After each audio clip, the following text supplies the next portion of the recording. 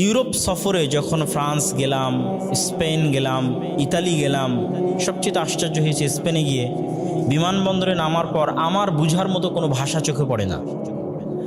আমার অন্তত এতটুকু এক্সপেকটেশন ছিল, কামনা ছিল যে এক্সিটটা অন্তত ইংরেজিতে লেখা থাকবে, যে আপনি এই দিক দিয়ে বের হবেন, লেখা আছে এক্সিট, বাকিটা তার ভাষায় লেখা থাক।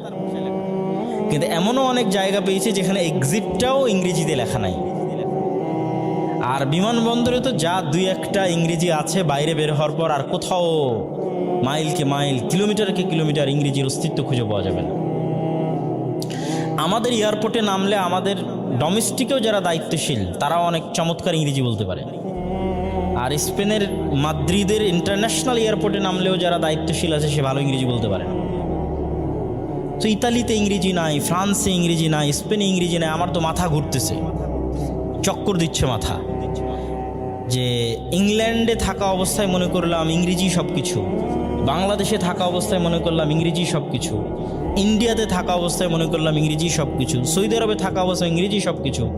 কিন্তু ইংল্যান্ডের বাইরে বের হয়ে যখন ইউরোপের অন্যান্য কান্ট্রিতে যাচ্ছি, কোথাও তো ইংরেজির অস্তিত্ব নাই। তো এটা হচ্ছে আমার পুরো ব্রেনে একটা ব্রেন স্টর্মিং ঝড়, ব্রেনের মধ্যে নতুন অনুভূতি, নতুন অভিজ্ঞতা, কেন ইংরেজি নাই।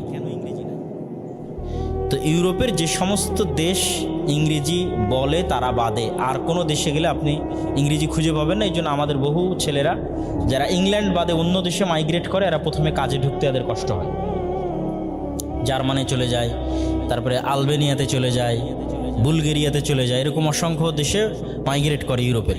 কিন্তু গিয়ে দেখে যে ইংরেজি নাই, তখন অনেক বিপদে পড়ে। নতুন করে তাদের ভাষা শিখে তারপরে জবে ঢুকতে হয়, চাকরি পায় না। তো ইংরেজি না থাকা কেন? তাদের উন্নাসিকতা আছে, মানে তাদের নিজ ভাষা নিয়ে আত্ম অহংকার আছে। ইতালির নিজস্ব কালচার, নিজস্ব সংস্কৃতি এবং ভাষার ওপর ইতালিয়ানদের আত্ম অহংকার আছে। ফ্রান্সের মানুষদের তার নিজের ভাষা, নিজের সংস্কৃতির উপর আত্ম অহংকার আছে। স্পেনের মানুষদের তাদের নিজের ভাষা, নিজের সংস্কৃতির উপর আত্ম অহংকার আছে, উন্নাসিকতা আছে। তারা কখনোই ব্রিটিশদের ইংরেজি ভাষা